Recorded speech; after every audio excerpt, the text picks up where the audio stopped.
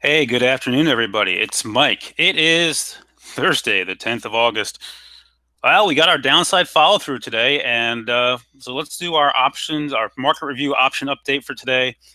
I'm doing it a little early, guys. It's 3:10. I have a shift from 3:30 to 4, and then there's earnings. So I want to get this all out to you guys beforehand. And for my subscribers tonight, I'm going to put this video out for free for subscribers. We have our 6 o'clock subscriber only webinar, and we'll go over a lot more in detail. So let's not waste time here. Let's just jump right in. We have, we've lost the 8-day, the 21-day, and we're sitting on the 50-day on the SPY. And the Qs are in a very, very similar place here, doing pretty much identical thing. We've lost everything. We're down at the 50-day. From a standpoint of action, we've seen no call buying in the indexes today. We've seen lots of put buying. The SPY, we've seen August 23rd, 225 puts, weekly 241.50 puts, August 16th, 236 puts, all weekly 245 puts. It just goes on and on. Big size, little size, lots of sweeps. Into the Qs, we saw October 140 puts, 1,000 of them. That was a big sweep there. We saw January 141 puts, over 600,000 of them there. September 29th, 119 puts. That was a small dollar but big amount. That is an Armageddon bet. Weekly 138.50. So we've seen a lot of activity in both. Both are trying to hold the 50-day here into the close. I have traded Amazon short today, made money there. Tesla long 3 times, made money twice, lost on the third one, and I'm leaving it be at this point. I want to point out the IWM is all the way down to the 200-day. It's been weak and showing us the way down here. The August 11th 138 puts gotten drilled for $220,000 today into the IWM sell-off over early in this morning. All right, showing us weakness. What else I'd like to point out is the intraday McClellan oscillator. You see it down here? You can see here we're at negative 239. Negative 100 is an oversold reading, a good one. We are way below that. Sentiment is very, very bearish here at this point. We're going to talk about the put to call ratios. This is normal. You spike in one direction or the other on the market open. That's very, very normal. But you can see we've holding above 1. One's kind of a key level. So the put to call on these SPX holding in high here, and on the NASDAQ holding in over 1 as well there, 1.14. These are good. Forget this reading. This initial spike is always the knee-jerk reaction to wherever the market opens, right? And we gap down a little bit today. So I'm going to, from the other standpoint, let's talk about volatility. The VIX spiked today. Every time it's tried to come back in, it's rebounced. Why? Trump's been on the box talking tough North Korea, and it's got the market spooked. Even though anything happening is unlikely, it has the market spooked. Something else to point out, we do have the debt ceiling coming in early September, and they may be starting to pick up on that. Just things to start putting in the back of your head here.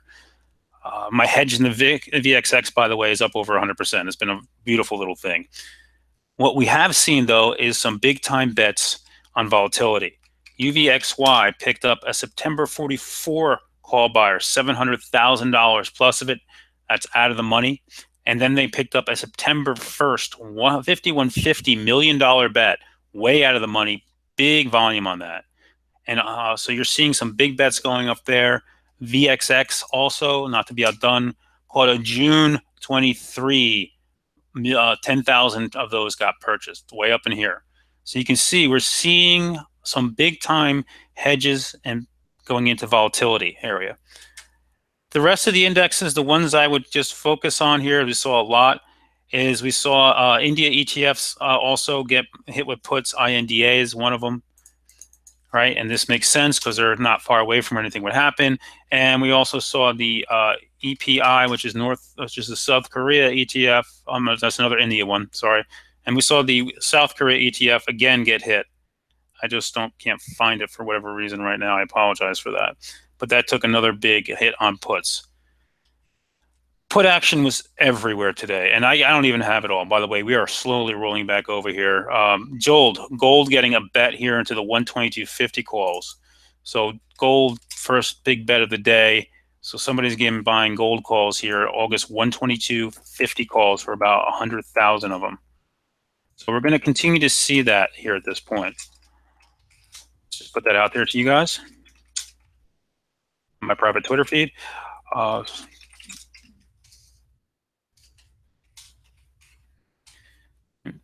this market's just being very tough. We've lost a lot of momentum here. XLF has done a nice job of giving up the ghost here, right? Lost the 21-day now. Now we see what it does. What else did we have here? Energy, despite oil being over 50, and oil did sell off. Energy's been weak all day. Crude opened up over 50 and has done nothing but sell off and engulf that range today.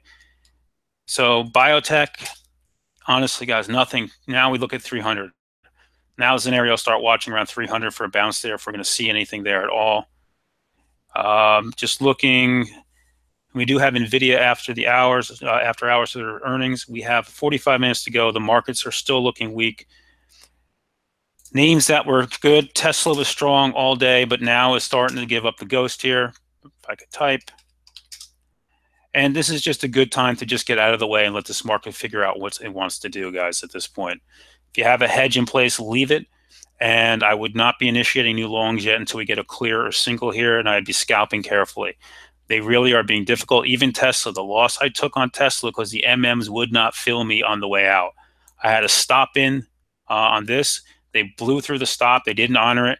I re-entered the order 4 times and had to go all the way, and I was the bid again before they took it out. It was just, they're just not playing. They're playing games here. They can get away with it because they're making the markets. So be careful. Amazon would not be on my list to short tomorrow. Why? It's on the 100-day. It's also picking up support from the low back here. I'd be very careful shorting Amazon at this point. Google, however, I think can come down and retest this 915 area. So you may get a little bit of a pull here still in Google down to there.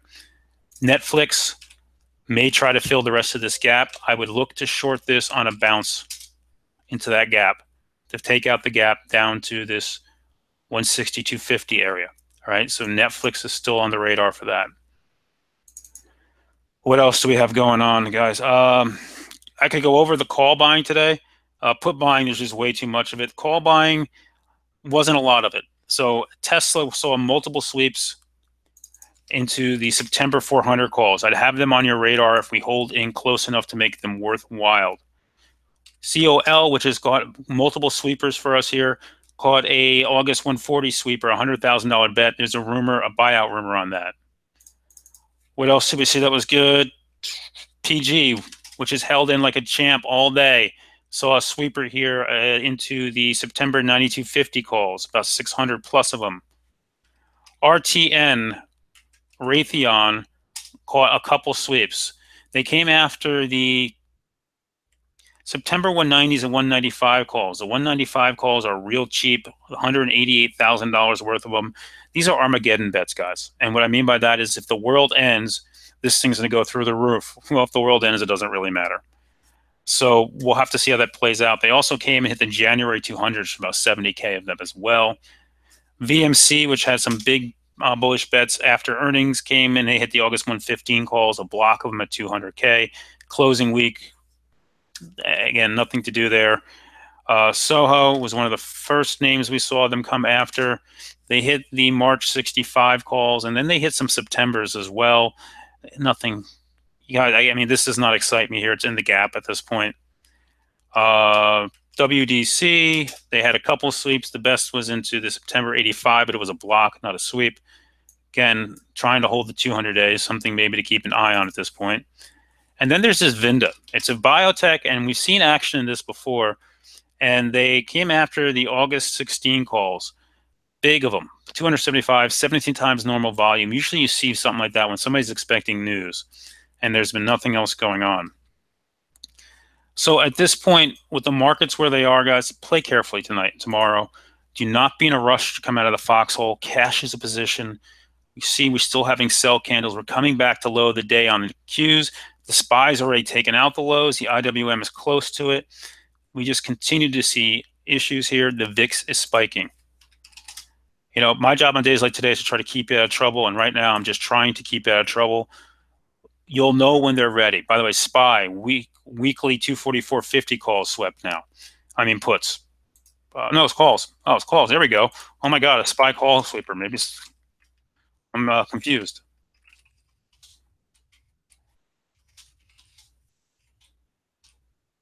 So maybe they're trying something. Who knows?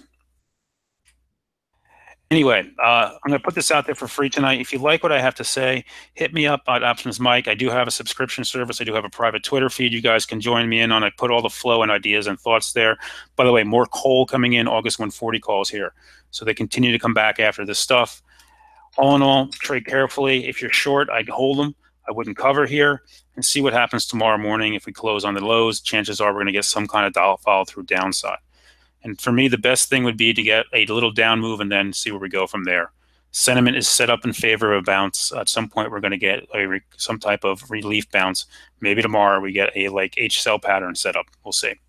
Good luck to you. I hope everybody's okay, and I will see you all mañana, and I'll see you guys in the service tonight.